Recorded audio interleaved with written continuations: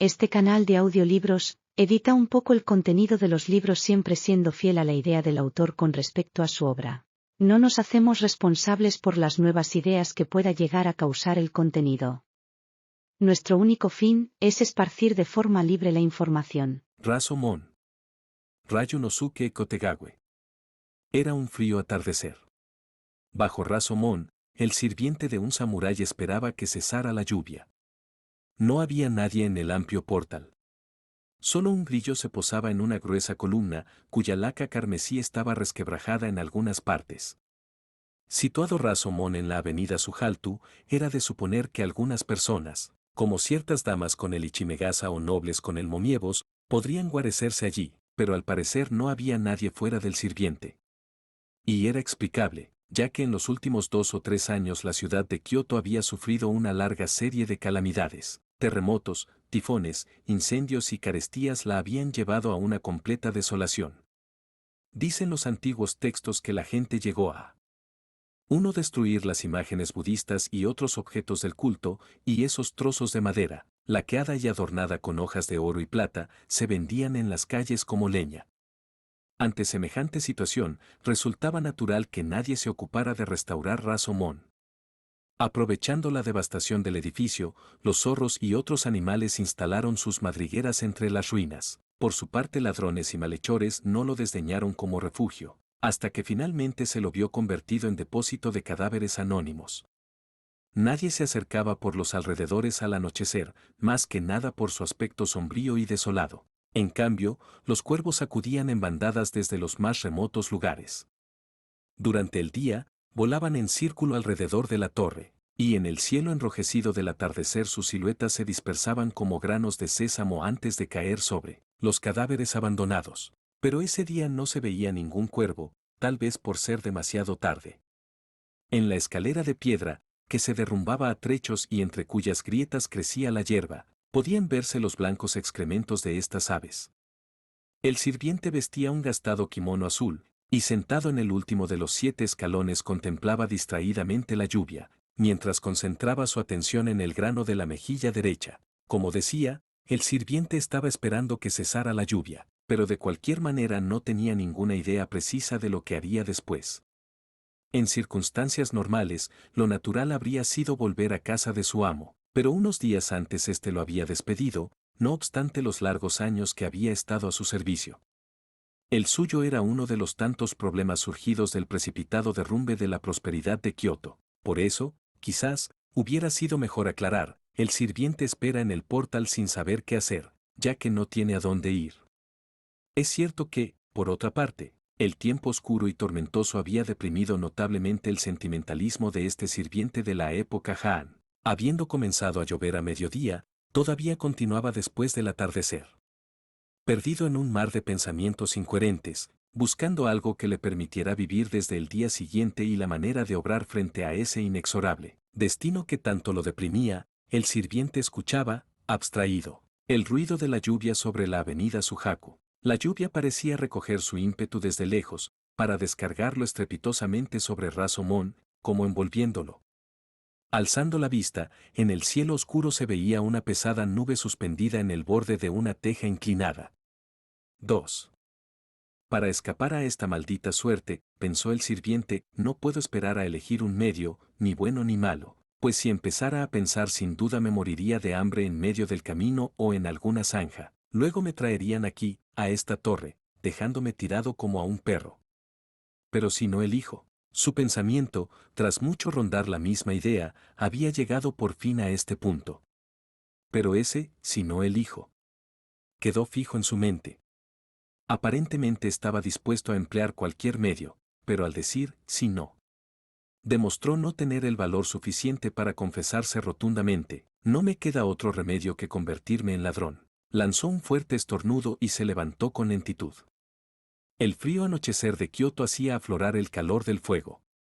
El viento, en la penumbra, gemía entre los pilares.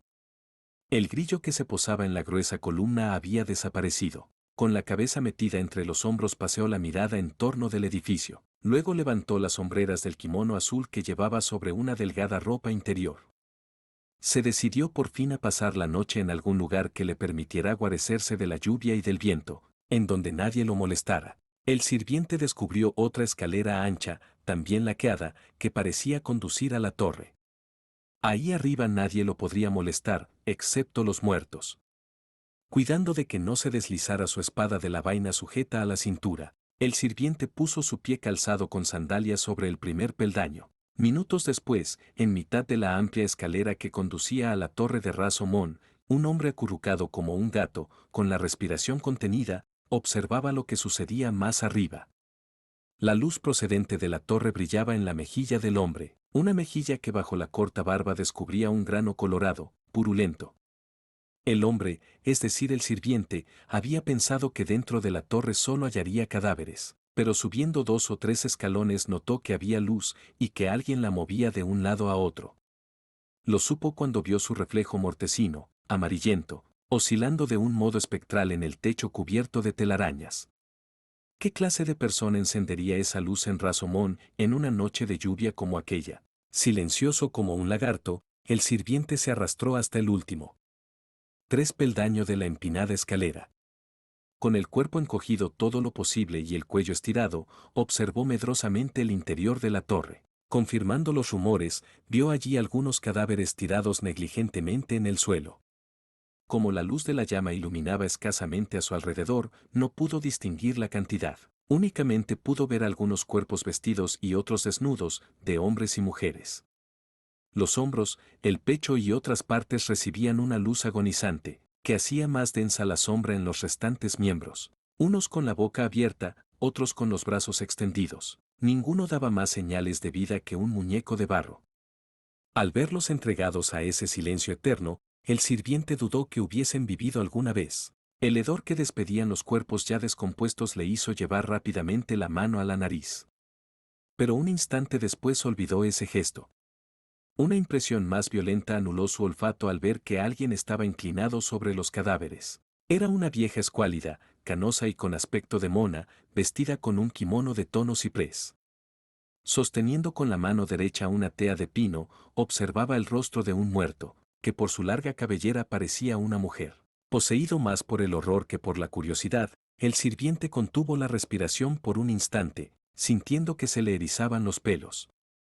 Mientras observaba aterrado, la vieja colocó su tea entre 2 tablas del piso, y sosteniendo con una mano la cabeza que había estado mirando, con la otra comenzó a arrancarle el cabello. Uno por uno, parecía desprenderse fácilmente. A medida que el cabello se iba desprendiendo, cedía gradualmente el miedo del sirviente, pero al mismo tiempo se apoderaba de él un incontenible odio hacia esa vieja. Ese odio, pronto lo comprobó, no iba dirigido solo contra la vieja, sino contra todo lo que simbolizase el mal, por el que ahora sentía vivísima repugnancia. Si en ese instante le hubiera sido dado elegir entre morir de hambre o convertirse en ladrón, el problema que él mismo se había planteado hacía unos instantes no habría vacilado en elegir la muerte. El odio y la repugnancia ardían en él tan vivamente como la tea que la vieja había clavado en el piso. Él no sabía por qué aquella vieja robaba cabellos, por consiguiente, no podía juzgar su conducta. Pero a los ojos del sirviente, despojar de las 4 cabelleras a los muertos de Rasomón, y en una noche de tormenta como esa, cobraba toda la apariencia de un pecado imperdonable. Naturalmente, este nuevo espectáculo le había hecho olvidar que solo momentos antes él mismo había pensado hacerse ladrón. Reunió todas sus fuerzas en las piernas y saltó con agilidad desde su escondite, con la mano en su espada. En una zancada se plantó ante la vieja. Esta se volvió aterrada, y al ver al hombre retrocedió bruscamente, tambaleándose. ¿A dónde vas, vieja infeliz?, gritó cerrándole el paso, mientras ella intentaba huir pisoteando los cadáveres. La suerte estaba echada. Tras un breve forcejeo el hombre tomó a la vieja por el brazo, de puro hueso y piel, más bien parecía una pata de gallina, y retorciéndoselo, la arrojó al suelo con violencia. ¿Qué estabas haciendo? Contesta, vieja, si no, hablará esto por mí. Diciendo esto, el sirviente la soltó, desenvainó su espada y puso el brillante metal frente a los ojos de la vieja. Pero ésta guardaba un silencio malicioso, como si fuera muda. Un temblor histérico agitaba sus manos y respiraba con dificultad, con los ojos desorbitadas.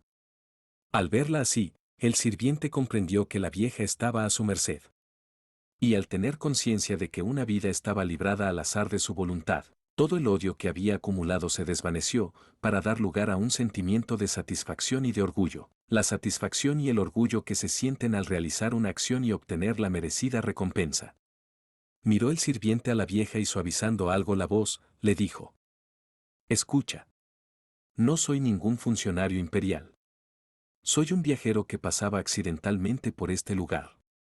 Por eso no tengo ningún interés en prenderte o en hacer contigo nada en particular. Lo que quiero es saber qué estabas haciendo aquí hace un momento». La vieja abrió aún más los ojos y clavó su mirada en el hombre, una mirada sarcástica, penetrante, con esos ojos sanguinolentos que suelen tener ciertas aves de rapiña. Luego, como masticando algo, movió los labios, unos labios tan arrugados que casi se confundían con la nariz. La punta de la nuez se movió en la garganta huesuda. De pronto, una voz áspera y jadeante como el graznido de un cuervo llegó a los oídos del sirviente. Yo, sacaba los cabellos, para hacer 5 pelucas. Ante una respuesta tan simple y mediocre, el sirviente se sintió defraudado. La decepción hizo que el odio y la repugnancia lo invadieran nuevamente, pero ahora acompañados por un frío desprecio. La vieja pareció adivinar lo que el sirviente sentía en ese momento y, conservando en la mano los largos cabellos que acababa de arrancar, murmuró con su voz sorda y ronca: Ciertamente, arrancar los cabellos a los muertos puede parecerle horrible, pero ninguno de estos merece ser tratado de mejor modo. Esa mujer, por ejemplo, a quien le saqué estos hermosos cabellos negros, acostumbraba vender carne de víbora desecada en la barraca de los guardianes, haciéndola pasar nada menos que por pescado. Los guardianes decían que no conocían pescado más delicioso. No digo que eso estuviese mal, pues de otro modo se hubiera muerto de hambre. ¿Qué otra cosa podía hacer? De igual modo podría justificar lo que yo hago ahora. No tengo otro remedio, si quiero seguir viviendo. Si ella llegara a saber lo que le hago, posiblemente me perdonaría. Mientras tanto, el sirviente había guardado su espada, y con la mano izquierda apoyada en la empuñadura, la escuchaba fríamente. La derecha tocaba nerviosamente el grano purulento de la mejilla. Y en tanto la escuchaba, sintió que le nacía cierto coraje, el que le faltara momentos antes bajo el portal. Además, ese coraje crecía en dirección opuesta al sentimiento que lo había dominado en el instante de sorprender a la vieja. El sirviente no solo dejó de dudar entre elegir la muerte o convertirse en ladrón, sino que en ese momento el tener que morir de hambre se había convertido para él en una idea absurda, algo por completo ajeno a su entendimiento. ¿Estás segura de lo que dices?, preguntó en tono malicioso y burlón. De pronto quitó la mano del grano, avanzó hacia ella y tomándola por el cuello le dijo con rudeza: «Y bien, no me guardarás rencor si te robo, ¿verdad? Si no lo hago, también yo me moriré de hambre». Seguidamente, despojó a la vieja de sus ropas, y como ella tratara de impedirlo aferrándosele a las piernas, de un puntapié la arrojó entre los cadáveres. En 5 pasos el sirviente estuvo en la boca de la escalera, y en un abrir y cerrar de ojos, con la amarillenta ropa bajo el brazo. 6 descendió los peldaños hacia la profundidad de la noche. Un momento después la vieja, que había estado tendida como un muerto más, se incorporó, desnuda. Gruñendo y gimiendo, se arrastró hasta la escalera, a la luz de la antorcha que seguía ardiendo. Asomó la cabeza al oscuro vacío y los cabellos blancos le cayeron sobre la cara. Abajo, solo la noche negra y muda. ¿A dónde fue el sirviente? Nadie lo sabe. Gracias por ver el vídeo, deja tu like, suscríbete y síguenos en nuestras redes sociales, están en la descripción.